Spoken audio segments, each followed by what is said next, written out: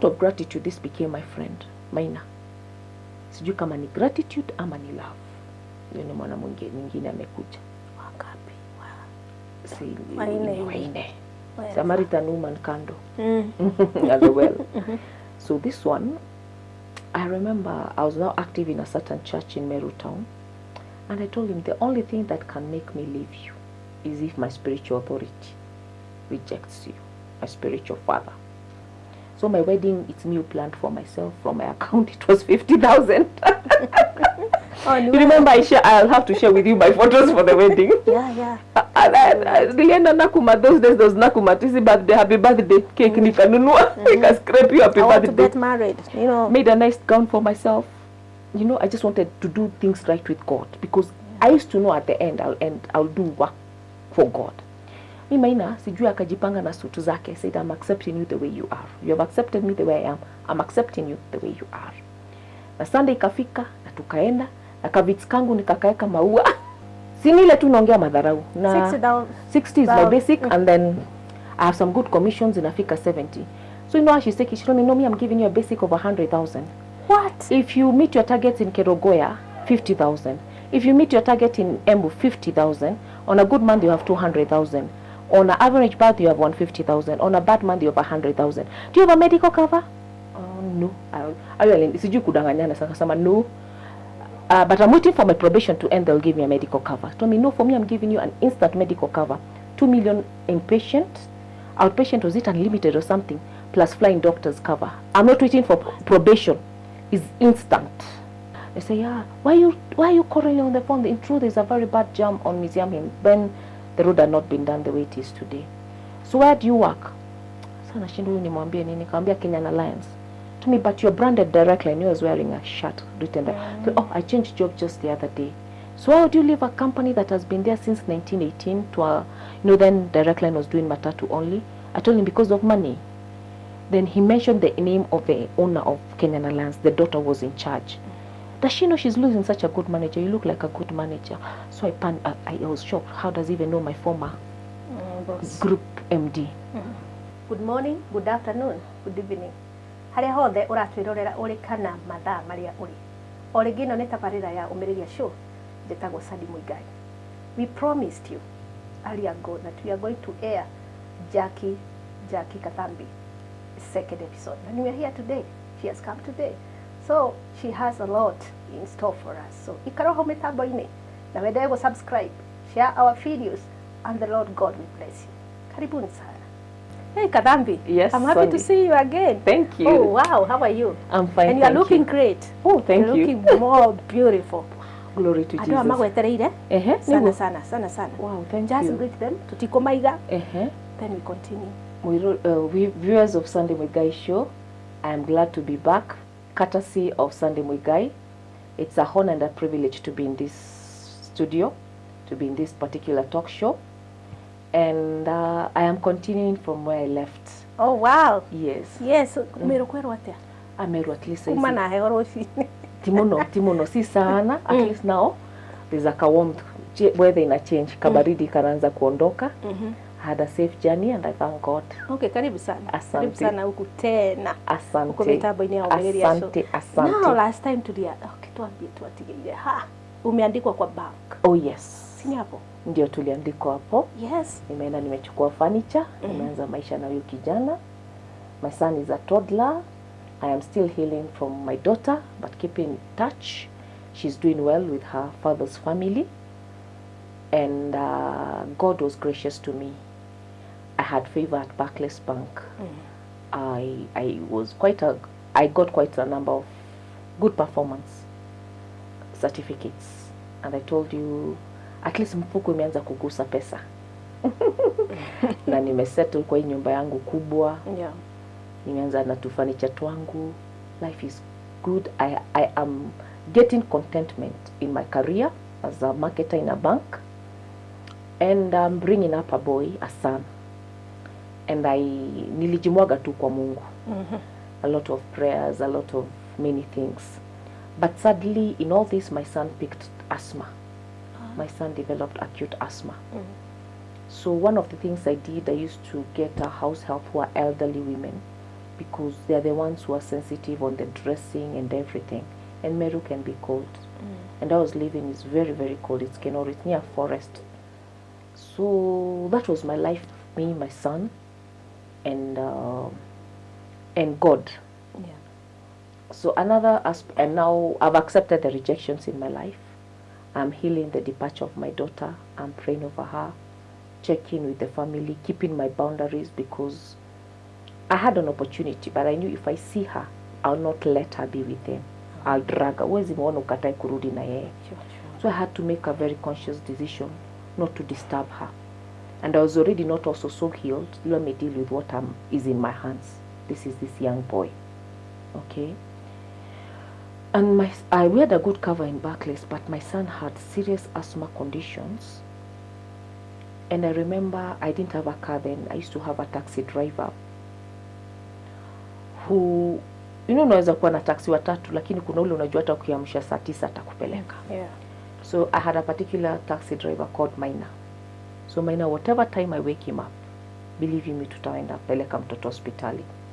And then he also studied my character. He knows, huyu madam akinita, he used to pick the son from school or to take her to the mountain. There's some prayer mountains I used to go. They're called my hills. They're hills, but we call them prayer mountains. So akanisoma history yangu hivyo. And I remember there's a night we took my son and he got so many injections, and he came and told me, hii kitu inaniuma. And I didn't know he was gifted prophetically or spiritually. Then he asked me about dreams I had when I was pregnant. And I've never in my life encountered a person who can take you like 5 years back and detail to you a dream and it comes alive. It happens. And it's true, I used to see myself with places, walls iko maji iko kila pahali. Maji. Na naona watu wananipapasa tumbo. I never knew I used to underground world of water. And he prayed one prayer, remember. A simple deliverance prayer. Remember I was sitting on the dining area of that house I had. And my son vomited something like a long mucus. What? Yes. A very simple prayer. He was not a pastor, he was a taxi driver. And he narrated me about my dreams, and he prayed simply for that boy. Sometimes anointings are simple. Don't expect to find them in very high places. Yeah. And when my son vomited that long kimamira, like from here to that wall, long. Sunday, I testify here with the fear of God in me. I've never bought an inhaler. Wow. He's turning 20 this month, next week. He got healed completely. I used to have inhalers everywhere, in my handbag, in the house. This boy used to unamvalisha socks mbili. As I was telling you, I was hiring house helps, much older than me, that are sensitive. Akikohoa hivi amavalishwa. Doesn't eat cold food, he doesn't do this, you know. Yes. And that was the end of my story, of asthma with us. So out of gratitude, this became my friend, Maina. Sijui kama ni gratitude ama ni love. Yoni mwana mwingine amekuja. Wangapi? Si Waine. Samaritan woman kando. As well. So this one, I remember I was now active in a certain church in Meru town. And I told him the only thing that can make me leave you is if my spiritual authority rejects you, my spiritual father. So, akanisoma tuko hapo, nikamwambia, now let me introduce you to my spiritual authority. My pastor was Your not pastor. Prophet alileta shida. Told me, my daughter, you're a queen, wait for your king. Yeah. You're not in the same class. And I said, mimi nilimtuma hata nipatia pesa, nikamwambia ndio uone pastor. We used to call him prophet. Usikie venye anasema. He called me back. But then God had blessed me. I remember in that church I bought my car. I was doing well. Yeah. I've moved from Barclays. I've gone to KCB. My performance made me move to KCB. From KCB now I was in a jump, and I was an assistant branch manager for an insurance company which used to be called Real Insurance. The money is flowing. At least my career is good. I'm not starving. So he told me, you cannot. But yet, this particular man of God had prayed me because I had a hitch. kuna story hapo KCB sitaki kuongea sana because you have to be very so private about family and everything. And then when I met him, he prayed for me and I got this job at Real Insurance as assistant branch manager. And that's when now Maina was praying for me, for my son, and that's how we parted with asthma. And now friendship imeenda pengine, lakini namwambia mimi naogopa spiritual authority wangu, naomba ukaone pastor wangu. Akikubali, it's like our sense in your refuses called me, told me, at this 500 he came with, I believe it's you who gave it to him. And it was true. And then this minor person was like, kwa nini ananikataa? Are you having a relationship? I was like, of course I can't have a relationship. What was the reason of the pastor to reject the man? Class, I don't know. Is it about the class? He's a tax man, you're a, I don't work know. in a bank? That time I'm an assistant branch manager for an insurance company. So there was no reason? He has his reasons. Maybe he had his reasons. And it will, let me tell you, whether he had reasons or not, Sandy, these spiritual authorities have power over us. Because as I go on with my story, utasikia. So sisi, Maina reasoned with me, ananikataa kwa nini? Unaelewa? Sasa sisi tutakuwa kichwa ngumu, tukadecide. Marry you by force. But one day when we were praying in the mountain, these were my 10 mountains with him, we had gone on a fast. God has a way of speaking to me. Told me, there's something this person is not telling you. Do 1, 2, 3 and he will tell you. And I did it. And he told me his story. Kaniambia ni Kitale, akona bibi na watoto lakini waliachana. See another mistake I made. And he told me it's because of adultery and everything. And you know in the Bible, if somebody has gotten another whatever, he was very convincing. Unaelewa? And I bought to the story. But now it's like, I'm a Christian. We cannot go on without this story. I want to be in a marriage. And then, another point I forgot. Maina was extremely close with my son. Wow, that bond. Because I could not go, I stopped going for those parents' meetings. There's nothing. I don't pick him from school. He wants his father, Maina, to pick him. Hata kule usiku kama hajaona Maina. Wakabond. I think he was looking for a father figure. The pastor is telling you, don't marry. Yes. Don't father figure is very important. So I was left out in my son's life. It was him. They'll go do stuff together, do the man-to-man bonding. So I think looking at them, I was like, why not marry him? I will polish him up. And I didn't also want to live in sin. Nimepigwa na niko na rejection. Huyu amenipenda venye niko. Hana masomo kama mimi. Sijui alikuwa ameachia form 2, class ziko pamoja, lakini huyu ameni accept. And he's a good person to my father. And I'm still in my mind trying to create a family. I've not given up on my dream of a family. So we looked for a church. There's a church. So najua nilikuwa na hiyo Kiremba sana, najua kanisa za Kiremba. Kaenda hiyo kanisa ya Magi wapo Meru. Akaambia si atunanga shita kwate, but wedding certificates. But we know where we can get one. So you'll come for the Sunday service. After the Sunday service, we will do the wedding. So my wedding, it's new planned for myself. From my account, it was 50,000. You remember I'll have to share with you my photos for the wedding. Nilienda Nakuma those days. Those Nakuma tisi birthday, happy birthday cake nikanunua. Nika scrape you happy birthday. I want to get married. Made a nice gown for myself. I just wanted to do things right with God, because I used to know at the end I'll do work for God. Maina sijui akajipanga na sutu zake, said, I'm accepting you the way you are. You have accepted me the way I am. I'm accepting you the way you are. Na Sunday ikafika na tukaenda na kavits kangu nikakaeka maua. Rebel against the pastor. No, yes, okay, let's agree. It's a strong word. I feel so bad saying I rebelled against my pastor. Yes. Ani ile msukumo. Sasa nimeifanya hivyo, nimeenda hiyo church yangu, tumefanya Sunday service, tumeshikanishwa na tumesign certificate. Sasa unajua wananga kitabu ya certificates. I'm officiating. Sijui hivyo ikafanywa, tukakuja kwangu. People have died in my life. Mama Sophia died. She was my house help. She was an elderly lady. Hiyo siku acha nikwambie story ya Mama Sophia. Nini warugamereri? Kuna my son was so hakuwa anajua tani ya dini ya mama yake. Alikuwa anasema wedding yetu ya mimi, baba yangu na mama yangu. Yake yeye alikuwa wedding yetu watatu. Got him a very nice outfit. He was excited.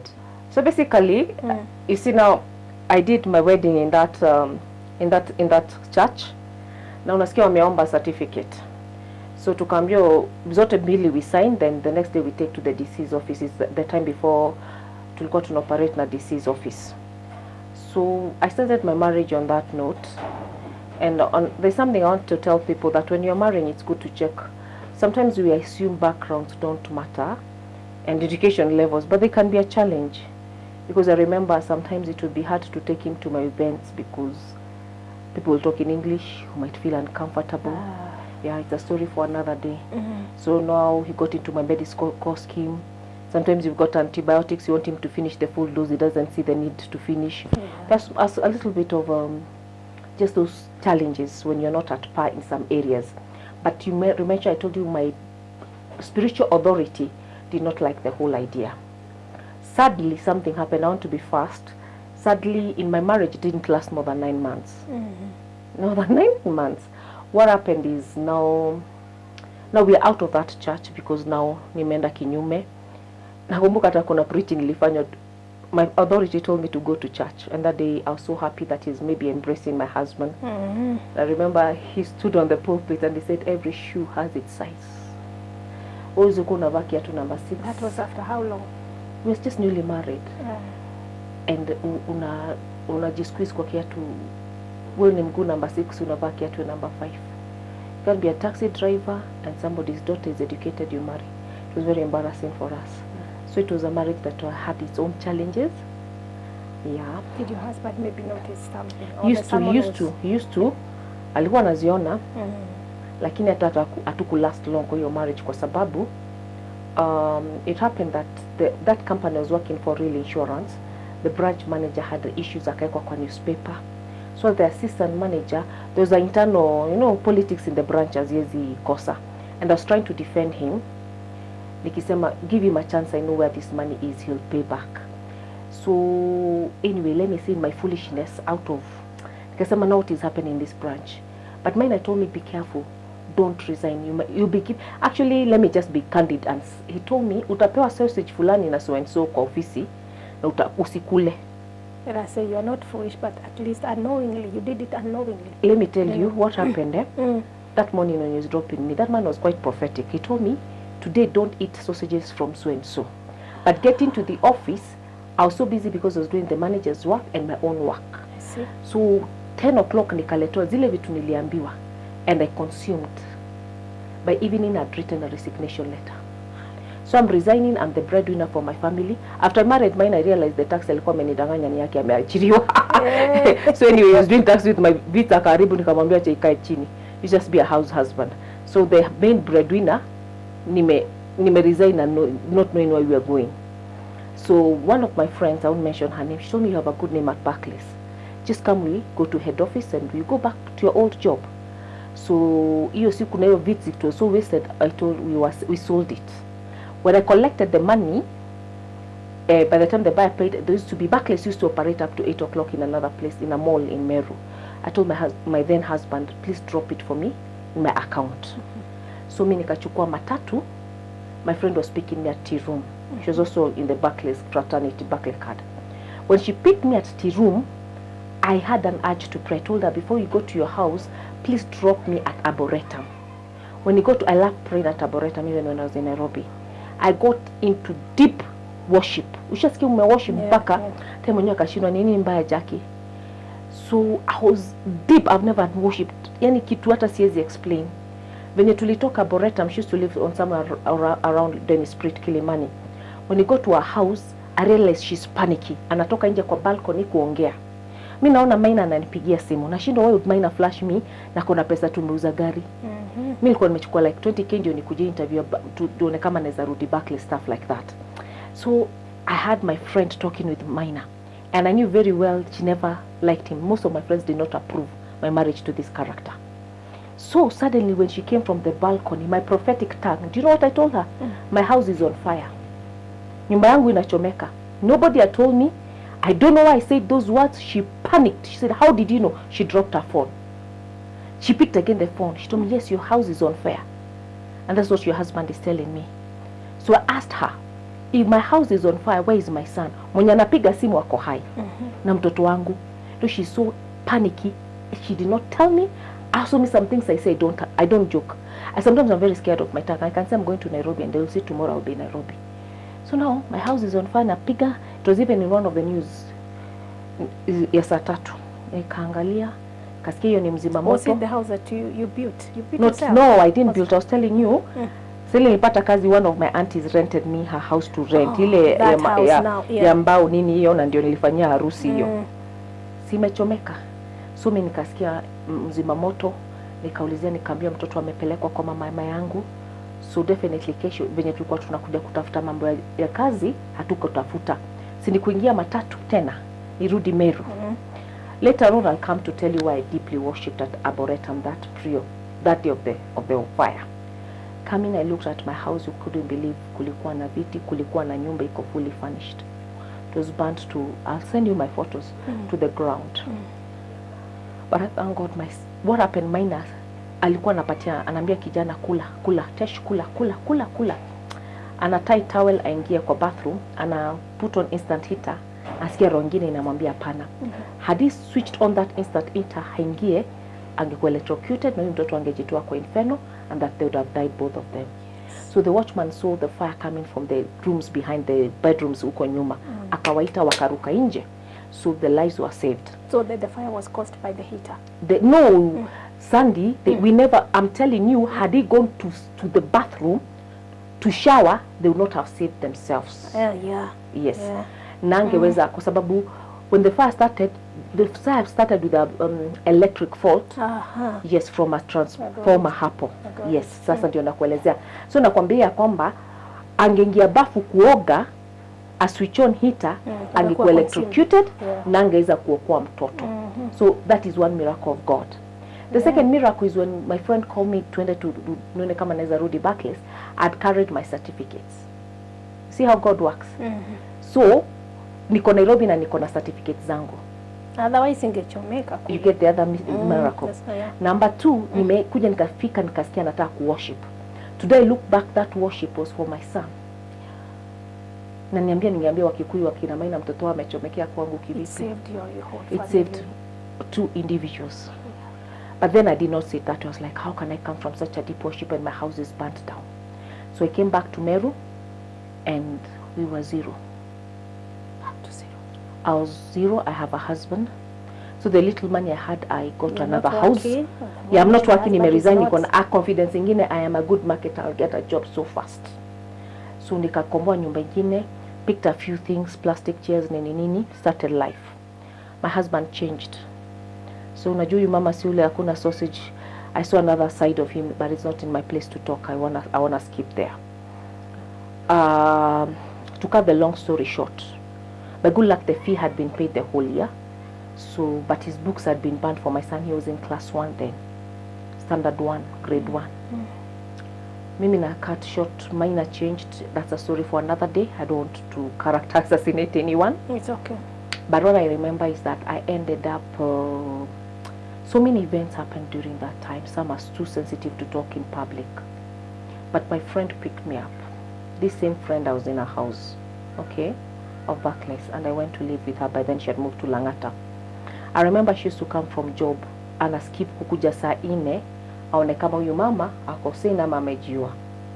Because after the fire burned, so many other things came up that are so painful, and I don't want to speak. In 2011 was my dark year. 2011. It was my darkest year. So I stayed with my friend. No, sometimes hata unakuwa bad. Na hata mimi nikikuja kwako. Now it's like you've separated with Maina. Maina hata simu imekuwa mteja. Imekuwa mteja. Na venye imekuwa mteja, there is a story I'm skipping for privacy matters. And so I stayed with my friend for quite a while. You see, I'm not also mentioning her name because I don't think she wants. Together with the child now. My child is with my mom. Then it reached a place. Whenever I wanted to give her a break, I'd go to a prayer center. I didn't have the guts to go to Meru town because I felt my story is what is circulating. People were saying, remember this house has burnt, key point, the pesa ya gari Maina kupeleka ilichomekea kwa nyumba. What? Yes. So kuna wengine wanasema Mkikuyu amechoma nyumba ndio achukue pesa. I don't think so, and I'm not defending him anyway. That's not why we are here. So mimi nikakaa, maybe alichukua pesa ndio aseme, you know, I don't know, but I know it was an electric fault. That one I am sure about it. So mimi nimekaa kwa friend yangu, nikitaka kumpatia break naenda kwa prayer center. There was a prayer center not in Meru town, in a place called Chuka. So you know Chuka? Yeah. It's called Ebenezer. So I would go for 2 days, I come back. I stay again with my friend. Nikitaka kumpatia break ndio akuwe na freedom kwa house yake, naenda 3 days, naenda 5 days, naenda 1 week. Now that bishop is a wonderful lady. Those I can mention her name. She's called Bishop Lusulin Simba. She saw me. She got to know my story. I told her my story like I'm telling you. She told me, you can stay in this prayer set as long as you want, you'll not pay. So to listen to a friend yangu burden. So mi venye niliishi prayer center in 2011, my sister, I cannot tell you I was prayer number 1, first day 1, or first day 20, or first day 30. Me na fast too. Na fast, and then I also made myself useful. I would weed the garden, the flower garden, wash the rooms for the pastors. But one key thing is everyone who came there told me, that is not your husband, that was an Ishmael, wait for your Isaac. So I knew I don't have a marriage there. All the servants of God. So me, I'm living in the prayer center. My son is away with my mother, and I'm just making myself useful. Na siwezi kuambia niko first day number 60. Sometimes the bishop would come and give me 1,000 bob. Akinipatia hiyo wiki sasa nakula githeri. Like your life was fasting. Nakula githeri wiki moja, ikimalizika naendelea fast. But that's where I learned to hear from God.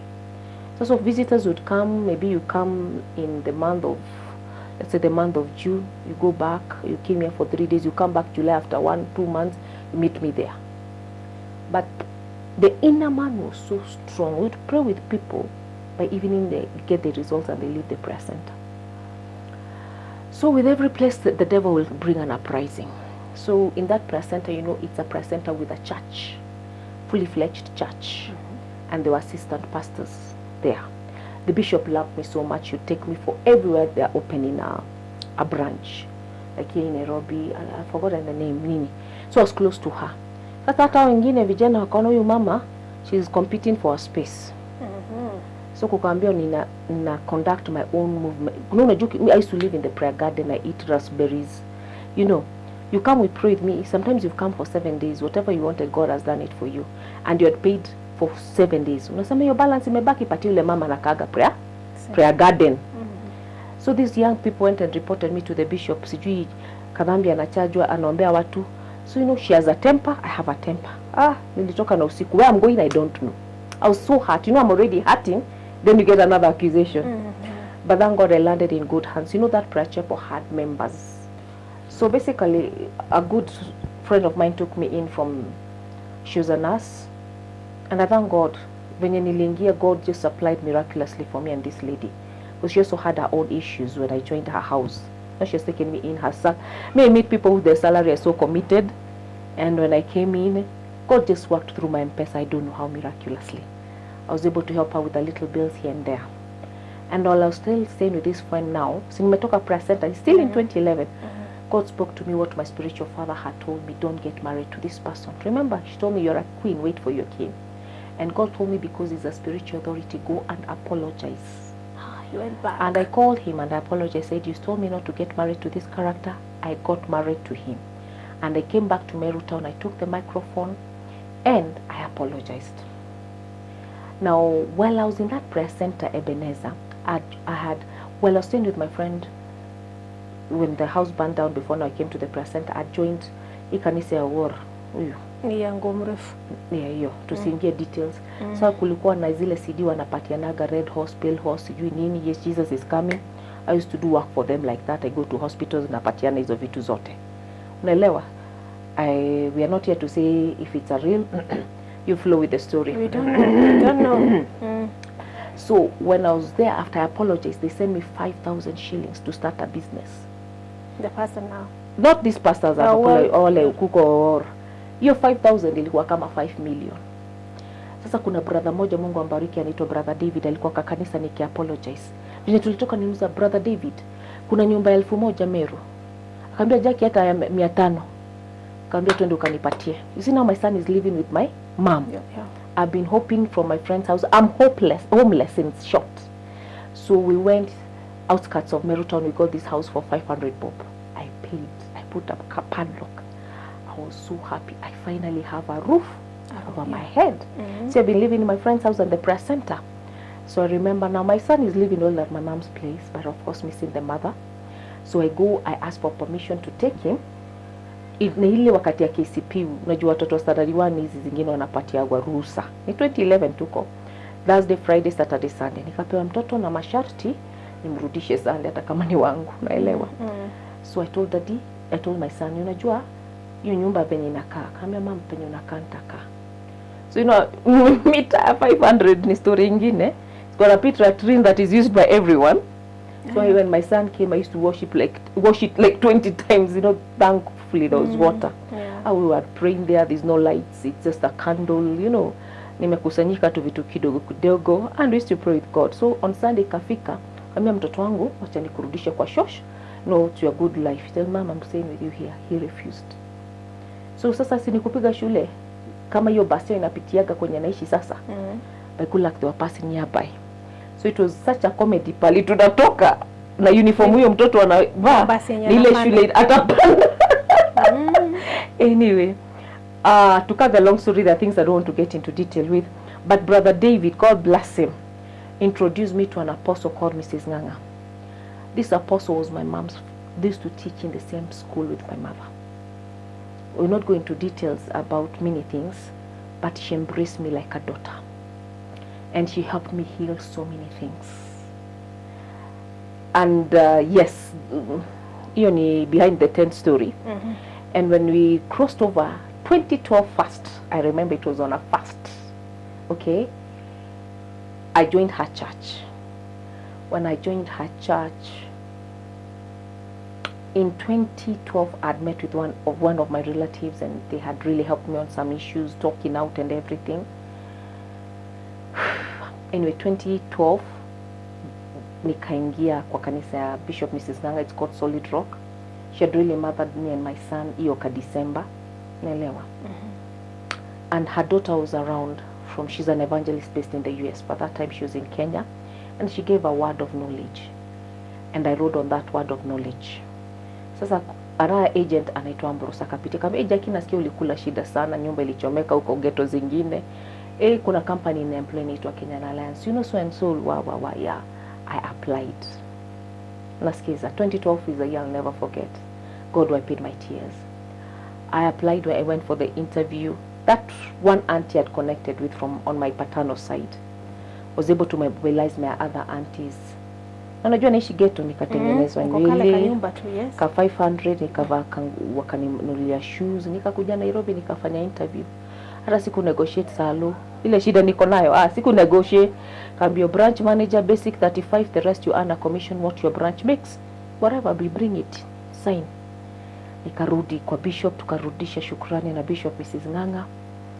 I sat in the office tu hivi. Hata unajua mind bado sijarudi. Nimeketi hapo, simu inapigwa, we're going to have a dinner for you from Nairobi to welcome you to the branch. All our stakeholders are invited. That is mean the garages that service our vehicles, our insurance vehicles, and the brokers and agents. So there's a prestigious hotel in Meru called 3 Steers, and you're going to have your welcoming dinner there. Kaketi. I've gotten a job just sasa like nimepata, si like that. Hiyo nimeomba huko kwa umakumbuka nimeishi prayer center. Sasa nikaambia Bishop, kaniambia Kathambi, huoradhiri, isho getori, si utafutwa tu. Because now a dinner utamaliza midnight, si ndio? Around midnight. So they have to drop you. So akiona si umefutwa, kaambia hata mimi. Actually that's why I came to see you, Bishop. Tumenoko nora menyora togweka, she's a Kikuyu. Unaona hii nyumba ya Wamboi wamerudi na mzungu wake huko US. Utakuja na mtoto mpuzi, nyumba ni yako. Game. Si mimi nikaenda nikalala. Usiku nikalala kwa nyumba kama game, ngoja. Umekimbia. Kama nimelala usiku Wednesday night, ninaota tumeenda dinner, tumefanya kila kitu, wamenidrop. Kufika kwa gate ya Bishop Mrs. Nganga, majaban shepard zake zikaanza wakubwa kanza Kathambi, kwani kumbo za kwenyu hazikujui ya dream ikakatika. That's nikaamka na stress, nikajua that plan won't work. Yeah. So I'm just seated there. Somebody comes. Nani mko na manager mpya? Yes, the secretary Rachel. Ambe tuko na madam mwingine anaitwa Jackie, mweupe mnono hivi. Jackie ndio amekuja huko. The guy was so excited. He was a service provider. He's a big automaker called Walker. Ambe Jackie. Now I had done him a favor in my former company. I pushed his claims to be paid. So hata nikiwa geto alikuwa ananitumia tu shilingi tu, hiyo madam alinisaidia. So kuambia ni mimi manager, si akakuja kunisalimia. He was coming to apologize, to make it for the dinner. Akanikuta nimeketi kwa ofisi yangu nimesalka. Today is Thursday, ile plan yetu na bishop itafanya kazi. Kuguishi zitaleta shida. Utadropiwa wapi sasa? Sasa ninaenda aje? Sasa what do I do? Kanzo Jackie hujafurahi na venye umepata hii job. Unajua so alikuwa anaitu, you know so apply, so apply. I said I'm happy. You don't look happy. Anani interrogate. Naambia imagine nimefurahi Walker. Ni nini shida Jackie? Naambia hii dinner mmeinvitiwa. Si tutamaliza midnight. Watanidro. Kaambia wewe Jackie bado uko kwa zile geto zako, hiyo kazi umefutwa. Si utafute nyumba. Nikamwambia niko hapa kuko na place kunaitwa Megambo Complex, wanataka 21,000. The house is 85 plus another 1 month rent plus water and electricity. Alifanya hivi. Zaka short man pap. Iliona kama miracle. Mimi nitakulipa nikipata mshahara. Nitakulipa nikipata mshahara. Hey, si ni kwanza kuhama. Hiyo siku that day. Hiyo siku my son was playing with the lights and a switch on off na mimi nasema I have my toilet. Yes, inside toilet. Yes. So anyway, and it happened just like the way we dreamed. The dinner ended the next day at midnight, and they dropped me, and they were so happy that I live next to the office because it was just a crossover. And I continued serving in Solid Rock. Around one day I was in the praise and worship. I got a phone call, and it's not my nature to pick calls. But the office administrator told me there's a lady calling you, call leader or war. Every time I was like, maybe it's a client or an agent, assist the person. But she said, this person wants to talk to you. So nikiwa kwa Sunday, still serving under Solid Rock, under Bishop, I picked the call. She told, my name is Linda Hoa. I'm the HR manager for Direct Line Assurance. I said, I was looking for a job, but right now I'm comfortable. Actually, I'm finishing my 6th month at Kenyan Alliance. And you know, I entered their business boomed by the grace of God. So hata hiyo ka salary, Mungu ali boost vingine, unakutuko na commissions inafika 50k, hivyo. Yeah, I was doing well. I harvested money in 2012. So mi sina mambo ya kutafuta job. Nikamwambia Linda, I'm not looking for a job. I'm already comfortable. I'm actually waiting for the probation to end. They said, okay, fine, let's have a talk. To nothing, let's have a conversation. Yeah, I'm coming for my boss's wedding, now Kavulunze's wedding, in Machakos. So I can stop by and talk to you. You are Tazina Towers, yes. So for me, I was doing it as a free will. I was not looking for a job. So I got here on Friday, to Nairobi on Friday. I said, let me do a courtesy call to this lady. So, you know, I went there with a lot of confidence. Like, what's your basic? Nikamdanganya 60. Sinile tu naongea madharau. 60 is my basic, and then I have some good commissions in Africa 70. So you know how she's taking, she told me, no, I'm giving you a basic of 100,000. What? If you meet your targets in Kerogoya, 50,000. If you meet your target in Embu, 50,000. On a good month, you have 200,000. On an average month, you have 150,000. On a bad month, you have 100,000. Do you have a medical cover? Oh, no. Sijui kudanganyana sasa no. But I'm waiting for my probation to end. They'll give me a medical cover. Told me, no, for me, I'm giving you an instant medical cover. 2 million inpatient. Outpatient, was it unlimited or something? Plus flying doctors cover. I'm not waiting for probation. It's instant. I was so comfortable in Kenya. I think I'm going for the wedding. So you remember my friend Kiki, the one who helped me get into Barclays. By now they had moved to Nairobi. I called her. Like, what? You get that job. Kwambia unajua hata nimepaka vitenge, mimi naenda harusi ya bosi wangu Machakos. Nalalia tu Nairobi kesho niende. Kwambia tuende huku Taveta Road. Tukanunue suit official. Because now Linda told me the MD, she used to be called Terry. She wants to meet me the next morning. So no many disorganized. Sister yangu naye akaniambia, "I watch your chance." So me the next Saturday nika meet Terry by 7. She was an early riser. And I got the job. Lakini I'm not decided. Nikaenda wedding, you know, I really loved my boss. She shaped me. Madam Anna Kavulunze shaped me so much. So nikarudi Meru, nikaambia Bishop, Jackie Kathambi, you're taking this one. You're going to Embu. You're going to be the regional manager for Direct Line. Job. So I resigned Kenya Alliance. She go pande. So I went. The money is so good. Najua ku basic. So najua hata medical cover sijapasiwa. Unaona hapo that you are not undecided. Can I take the job? Can I drop the job? Hapo ndio tutapause a little bit then we come back. Sure. Oh, Mirori wa Mereria show. We are coming back. Yes. Karo mitambo. Mereria nyo kore kia rugendo. Mereria nyo kohotana. Utigairie ohanini oke. Weyonere maundome. Mereria nyo kore kia rugendo. Mereria nyo kohotana.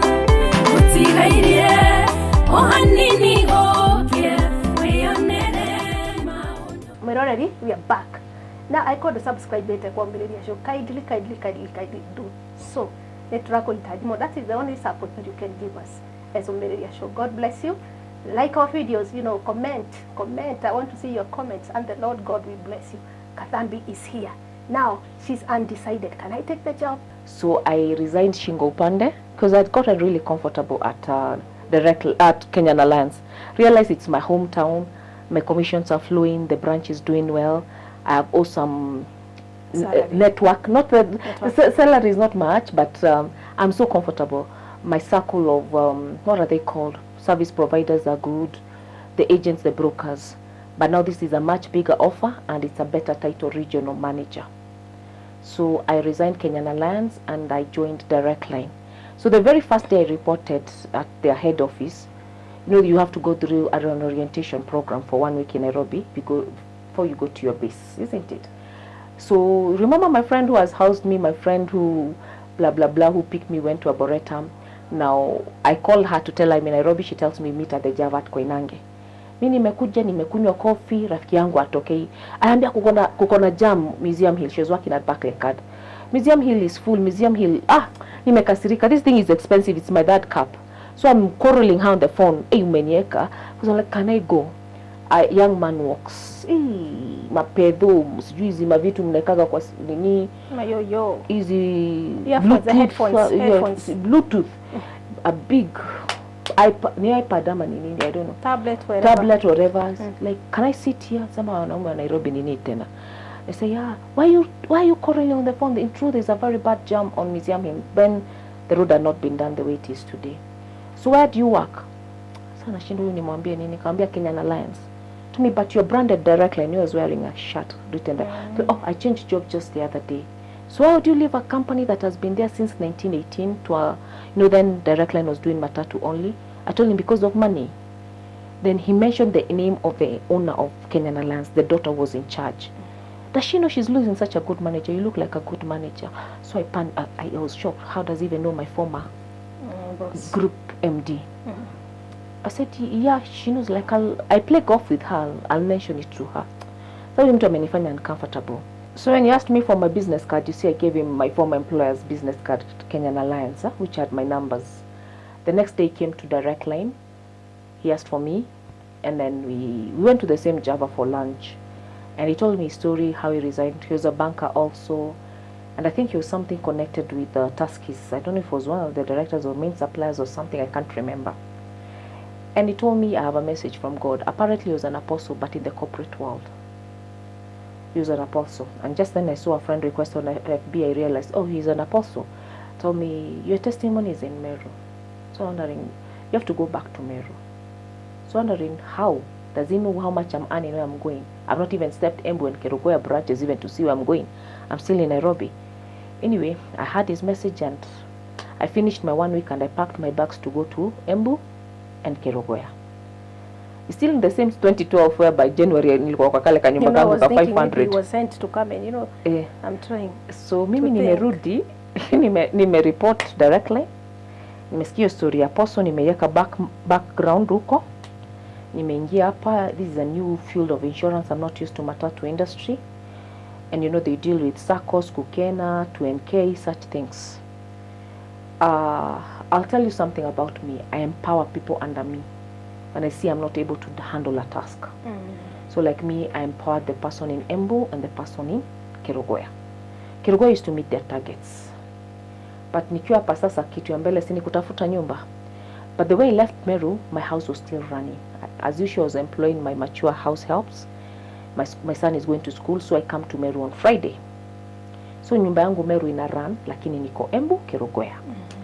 Nikatafuta nyumba ya kwanza nikakoniwa na agent 40k. So nikaendelea kukaa kwa hoteli. Nikiwa kwa hoteli, I joined a church called Triumph Ministries in Embu. So there was a project ongoing. I went to take my seed, and the man of God wanted to tell me something. He received the seed. It's called Apostle Ndega, and he told me, child of God, I would be very proud to say that the regional manager for Direct Line is my member. But I'll tell you what the Lord has said. There are men of God who say the truth. He told me, your testimony is in Meru. I don't know how you're going to go back to Meru, but you don't belong to Embu. So it was confirmed. And you know, Apostle told me, but he collected my offering and he blessed me. Sasa mimi nashindwa narudi Meru wapi? Kukaka, my group, the MD, the lady who they used to play golf with, that Apostle, calls me. Jackie, why did you leave us? I want to have a talk with you. She came to Embu. We went to a place called Isaac Walton. They came with the HR manager, and I gave them my offer letter. Told me, hii pesa sisi hatutaweza. Hii pesa ni nyingi. The salary these others are giving me, and these other offers, but we can match. We can try and improve what you had previously. So why did you leave? What didn't you like about your former us? To them, the office setup. We need a corporate look. We look like a milk bar, and also an internet connection. It is so frustrating calling head office for policy documents and stuff. So we need to be online connected in everything we do. And we left the conversation and I came back to my office. We were having lunch at Isaac Walton.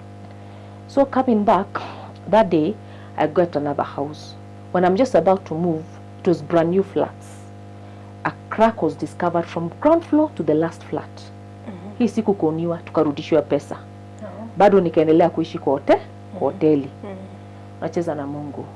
Tukiapo hapo tu, my spiritual authority, the one who told me every shoe has its size, he called me, my daughter, congratulations. I hear you're the regional manager for Direct Line, but your testimony is in Meru. Remember, you are there so that the former employer can appreciate you. So buy your daddy coffee. So sure you honor the man of God. Whatever I wanted to do on him on M-Pesa, I did. Kasema, okay. Huyu amesema, huyu amesema, this is the third. But still sitoki hapo, Anna. Mimi nikaenda kununua avocado zangu sokoni. Mama Mogorino kaniambia na Kiembu, kwa nyuneko ni Meru. Tasoka Meru ne kugayara usoke. Kio ni Kiembu nimeongea. I was now like, what is this? The second house nimekoniwa ya kwanza, ya pili imepata crack, ya third nikapata a compound, a big compound. The main house is here and there's another extension. Very friendly compound. When about to move, the landlord's daughter wanapigana na mzee na kuna watoto wanarudi nyumbani. Mimi mzee akaniambia msichana wangu anaweza tutoshia kwa hiyo nyumba kwa supposed to move in.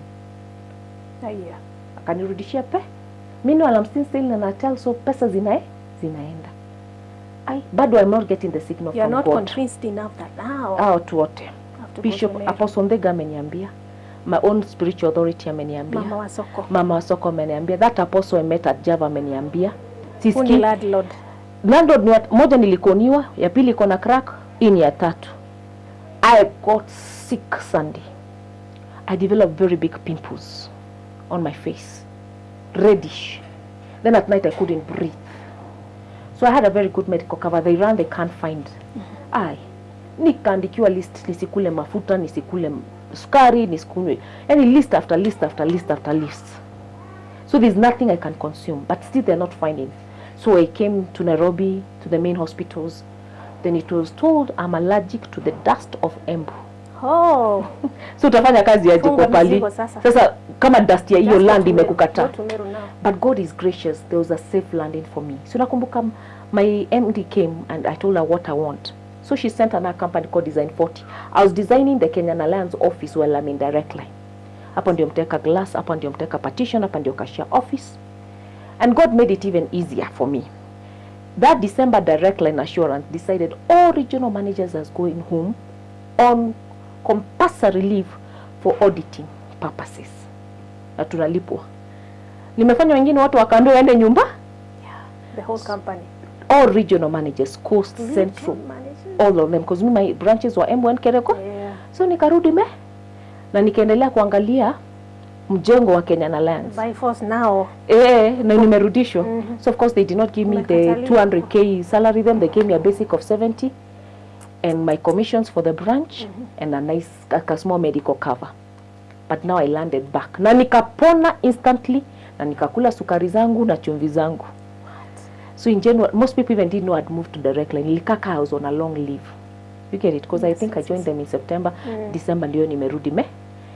And then that's why I say I saw the hand of God. God wiped my tears. And one of the reasons when I was asking these people, why are you coming to Meru? All of them had this one thing. Your testimony is in Meru. I remember one of the men of God, if not Apostle Ndega, it was my spiritual authority, told me there are people who see you, Jackie, and they want to kill themselves, give up on life, but they choose to live. This woman, and we know what she's been through, she can afford a smile. But the people of a different town won't understand.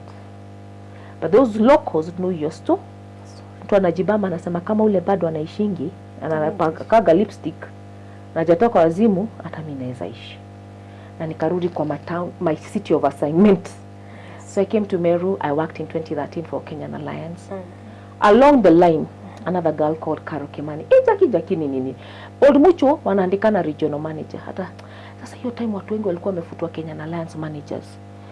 Nikasema we, kabla nijipate jobless, hata mimi my branch is not performing so good. So I went for the Old Mucho as a joke. And I passed the interview. Let me try my luck in case of anything. No, I'm just, something like that. Job, Do you know I got the job? But I told the South African wazungu, mimi siwezi toka Meru. So if I'm going to work for you, I will visit the Thika and Nyeri branches from Meru. I remember the scare of Embu. I was not around to leave. I'm not going to leave my city of assignment. Yes. And they agreed. Nikaingia. Now money market, because Old Mucho is money market. How I hata sijui venye napitaga hizi my interview. Grace ya God. Umeresign, umeingia job. In fact, the first of even I consulted the GM, she was called Timothy Ozamukuri. Told me, Kathambi, unajua tulikutoa kwa regional manager ingine tukarudisha Kenya Alliance. Mungu amekupatia regional manager, just go. So he released me very well. I enter Old Mucho. Mimi hizi vitu hata inakuwaga I think for a testimony purposes. I didn't go to Nyeri, I used to operate from Meru. But sandi wangu hakuna kitu mimi nashikaga vile hizi maofisi. So I was empowered with very good, I employed very good sales managers for all the branches. Watu wanajua hizi vitu. So in my position, I do the selection and recruitment process. So I empower people under me because najua kichwa yangu sishikagi hizi and I make sure they're so comfortable in such that they deliver. So if they deliver, the region delivers. Kwani mtauliza ni brain gani ilifanya kazi? Even you're learning something. Mimi si brain ya Jackie inafanya, lakini I empower people under me. I empower them, that I encourage them. I make sure their things are done on time, their medical cards are out, if they want loans they get. I make them so comfortable that they have to deliver. Because I know me, as Jackie, I'm not good at delivering. Hapo ni wewe.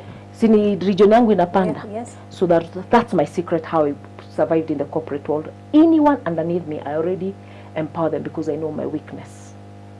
So my region did well in money markets. Naelewa. But me, I'm not good at selling insurance products. So on my commission lane, utapata napata nothing. But the region is doing well. I'm not, kila mtu ako nyota yake, mimi kuuza sijui. Lakini kuempower wengine wauze na kuchocha. Which is okay. Is my strong point. So one of the head of the money markets, akaenda kuwa group MD, Pan Africa Life. And he poached me. Poached me in a very funny way. Told me, I know what you earn. And it's not good enough for a regional manager, and you're not gifted in selling. I'll not call you a regional manager. I'll just call you a branch manager, but I'll give you 250, which is good enough. And I'll give you membership to a golf club. I'll give you a mortgage. I'll give you a car loan up to 2 million, mortgage up to 15. Hey. The package was so good, but still I'm never in a hurry. So I consulted my dad. I told you we were close with my dad. He told me just take the offer. I remember actually how I signed that offer. After I passed all the vigorous interviews, on the day of passing in, I looked at them and said, I am not comfortable moving in because my MD really boosts me at Old Mucho.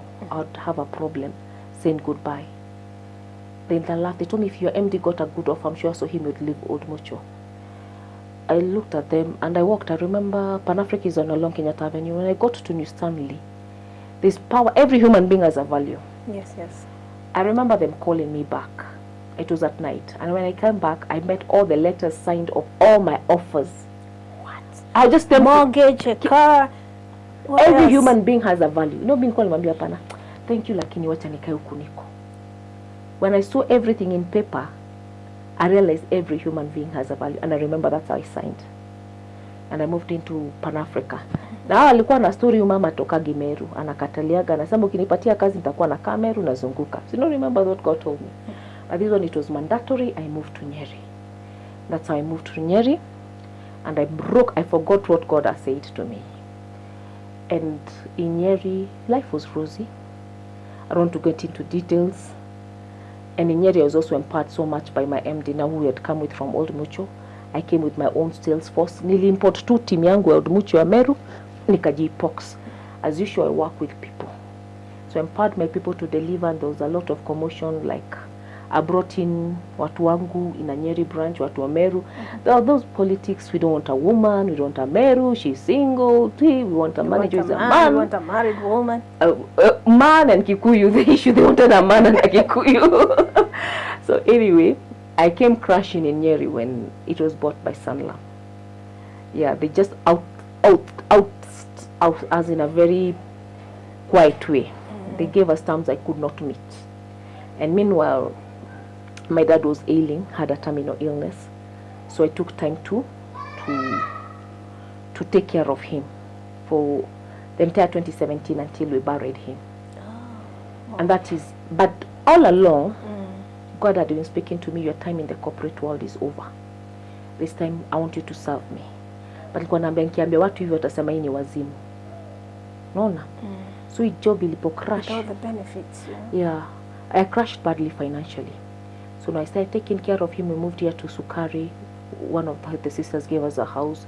So I was his caregiver, his driver, because he used to do dialysis like 3 times a week. We have to see a nutritionist. We've got to see some other people. So 2017, I was purely a caregiver. But God had told me, your time in the corporate world is over and over again. Na alikuwa amenipanga kwa sababu hata nilikuwa Kenya Lands, nilikuwa naenda nafanya ministry. Naongelesha kijana, namleta kwa ofisi yangu, naambia Rachel niangalilie mtu asiingie kwa ofisi yangu na kufanya ombi la toba haraka unatoka. And if you look at my laptop, it would have more Bible readings, sermons. And my life was torn. Ministry and the corporate world. So basically, now when my dad ailed, I never went back to looking for a job. Tumemzika na ikaingia sasa tumemzika in 2018. So 2018 I really needed a break. That caregiving was not an easy task. I also had a child sitting for the exams, my son sitting for Form 4 Class 8 exams, kuko na circumcision issues. So I concentrated on that. And then after that I started doing side businesses, and now I could do my ministry thing. And you know me, in me I was convinced what I had God tell me. And I knew my struggles in the corporate world. I had beautiful titles, but I know I was performing through people. You get it? Yes. So 2018 nikafanya tu, nika-relax sana. Nika-relax kiasi.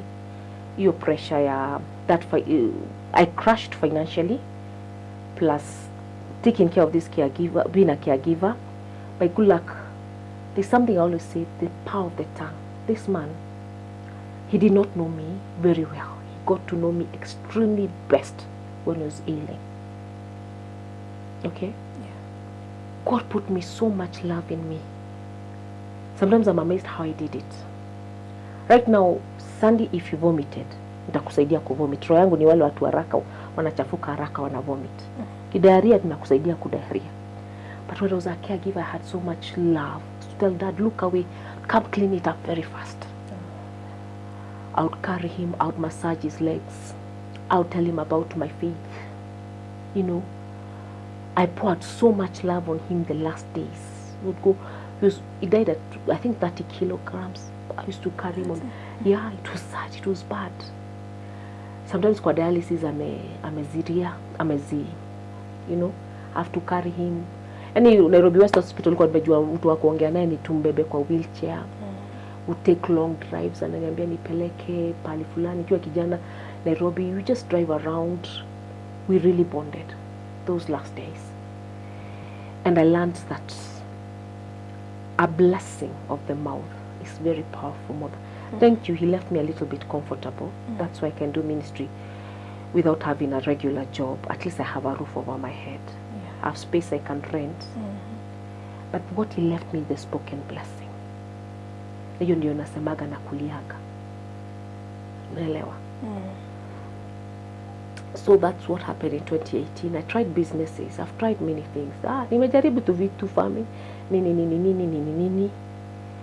I am not very business gifted. But by the grace of God, I survive. And I also thank God for this time I'm out of the corporate world. I had a son who needed attention. And I was being able to be a mother. Najua singine unapelekaga mtoto boarding. Tunachia walimu responsibilities. But coming out of the corporate world, I was able to spend time with this boy to learn him. And especially the last years when he became a day scholar. Out of the boarding school. He did boarding for a while, and the last 2 years, nilifanya ka repeat from 3 na from 4. Amefanya day school, nika interact na yeye, nikamuelewa vizuri. Hiyo ni kitu moja I don't take. Parenting is not a role you think it's a joke, especially if he's a single mother. You are the father to that child. So if you ask me what I've done since I left the corporate world, apart from hii ministry yangu chini ya maji ama juu ya maji sijui, is intense parenting. Intense parenting. As much as anyone can judge me and say about your daughter, I knew what I was doing. I was intentional that I wanted her to be in a safe environment where she is with the dad. He's an awesome man. I salute him. Yes. She's doing medicine currently in Kenyatta University, and I don't like interrupting his program, what he's doing with the daughter. But you can be sure they're constantly on my lips in prayer. Yeah. This one I've been intentional on parenting this young man. And I thank God by the grace of God, he has just passed out of the NYS National Youth Service. Oh, wow. Anafanya kitu inaitwa huduma, I think at the airport. From a little boy, he wanted to join the military, so I knew what he wanted. So that is my story. Wow. And here I am. I have peace of mind. I don't have much in terms of worldly things, but I've learned a few things, that currencies are in different forms. Sure. A talent is a currency. Yeah. What I was taking to the salon I can do with my hands, it's a currency. The relationships are currencies. Encouraging a young mother is something I do. I invest in relationships. A good name is a currency. Yes. Mi nimekulia jina nzuri sana. Wale watu wangu nilikuwa na empower in the insurance industry. Kikiumana wanalipaga maji na bill because I was a good boss. Yeah. I'm praising myself, but it's true, they have really bailed me not once or twice or thrice. So I've learned a few things in this nini. Na nazambia anyone, understand yourself. Jielewe wewe ni nani. Mimi nilijielewa. I operate best under this. This time of my life was designed for parenting. I was in the corporate life world for a certain reason. And our callings, I always say, are different. We are all not called to the microphone and the pulpit. Kuna wale wameitiwa hiyo injili, pastor, bishop, reverend. Kuna wengine wetu we are just prophetic intercessors. Nobody will know us. But we rule on our knees. Tuko chini ya maji. Hiyo huduma nasemaga chini ya maji. Yeah, we see things in the internet and we pray. We see what's happening in the county governments and we pray. Yeah, kwa hivyo hii body ya Christ kila mtu ako na role. Usote hatuweza kuwa kwa limelight, lakini wefanya ile God amekupea. I can understand a girl who is going through rejection. I have tasted rejection. Akitoa vituko, nyinyi mtaona huyu msichana akona vituko, mimi najua ni rejection ina play a part. She's reacting like this because of this. I've been there. I know what it feels like to have a child out of wedlock. You know, I know when the society judges you. Yes. I know the high expectation when you're a firstborn or a first, and coming from a certain background, so much is expected of you. I know how to have in abundance, and I know how to have in lack. Nitaishi nyumba mzuri na nitaishi yangu ya sotano. Senda ya 1000 ama 500. Ya sotano. Kiniaka Lavington nitaishi. So hapo ndio niko na nashukuru Mungu. What an inspiring story. Oh Yes. my God, I'm telling you. Yes. You know, Not easy, you but know, it is not the life, you know, your history has not been easy. The rejection is real. very. Oh my goodness. How have you Very. made it? How have you Loving made myself. Loving myself. I made it intentional. I'm so intentional in loving it? myself. And God has been there for you. Oh yes. He's actually, my confidence comes from God. And whatever, no matter how bad a story is, I pick something positive. You remember my childhood story, those people I dated, that person I dated. I picked something about him that I brought with it to the corporate world. Like when I go for these interviews, I always used to remember what he used to teach me. Eye contact, posture. Yes. So kwa kila pali unapitia, Mungu anajua sababu. Ile maisha niliishi nikiwa msichana ilikuwa na sababu. Kwa sababu sisi nafanya prophetic intercession for the country. I know those characters in power, their personalities. So when I kneel down, nawaita na majina, najua huyu anareact hivi, naambia God hivi. So popote Mungu atakupitishia kuna sababu. Yeah, there must be a reason. Utakuja Whether kuona good later, or bad, whether you know, good is a or reason. bad. You Oh get my it? God, yeah. So that is Kathambi. Okay, this is a question that I always ask my guests. Yes. Like, why did you want to share your story with us? As a marriage show. Because there must be a reason why. I want to speak out. One of the reasons it is There's not... something I want to share with the community, and I'll share it anyway. I was so scared of this show. What was that? First of all, let me tell you, I was so scared of this. So scared. I've always been so scared of telling my story. Because I'm an introvert, and I've been so wounded that I shrink to my cocoon. What will actually. people say? You know what? Not even, okay, I'm a donkey in another way. You say what you... But of course, nobody wants a criticism. But really, I've been through so much negativity. Yeah, nobody wants negativity. That's why I'm very kind with my words. But I've also been, why should I? There's so many people attached to my story, especially my kids. So that's why I've been cringing from sharing it. Yes. But then Mami, kwa nini usema hivyo? Sasa number 2, my son has seen us. No. My son has seen us go through many things even I've not mentioned. So him is not shocked. Yeah. He will not be shocked to watch this. He knows that nimekata zingine juizi na zenye ziko very, very, very controversial. So hiyo tumekula naye shida. I share this because I don't know if I'll be alive tomorrow. So I'm telling you why, you know, nobody knows how long they'll live. Yeah. I could die tomorrow, I could die next week, next month, 20 years from today, 10 years from today. Nobody does. The Bible says, teach us to number our days, O Lord. The psalmist writes somewhere, tells us to teach us to number our days. So some of these things I would like them to go into documentation. I don't know about my daughter. Yeah. I might die without that reunion. Yeah. But she'll watch such a podcast and said, oh, I mean, this is what my mother went through. But you're not dying. Yes, amen. Yeah, So, but that is one of the not. reasons. Another thing is also, I want to talk to somebody who's feeling rejected, who society has labeled, who has sought for love in all the wrong places. Find your confidence in Christ alone. Yeah, talk to them. Find your confidence in Christ and Christ alone. You are so complete in Christ, and nobody else can make you complete. Own your story. It is unique, and nobody else will live your life.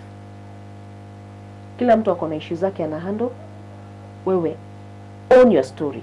This is my life. There is up and down, it's like this. If there are things you want to correct, correct them, but own your story.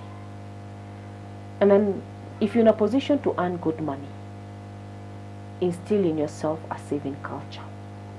It will help on a rainy day. I think that's what I want to invest. Invest. And then another thing, if you somebody in your family is going through amumuelewagi, anaendaga hivi anaenda hivi, don't throw them to the dogs. Oh yeah, that's another thing. Msichana wenyu akizaa nyumbani, msimrushe nje. Embrace her. Yeah. Because once you tear her, the whole world will tear her apart. So we family, embrace your own. Cover your own shame. Don't speak it out, because if you speak it out, you encourage the entire world to tear that person. Yeah, exactly. Yes. And there will always be people different in the family. And for you see my kids came, not even when I'm in school, I'm earning. So sometimes kuna ile single parent inakufuata tu. Hata umemaliza shule, uko na job, una earn na una still kuwa single. So don't assume anytime you're a single parent you think they dropped out from school.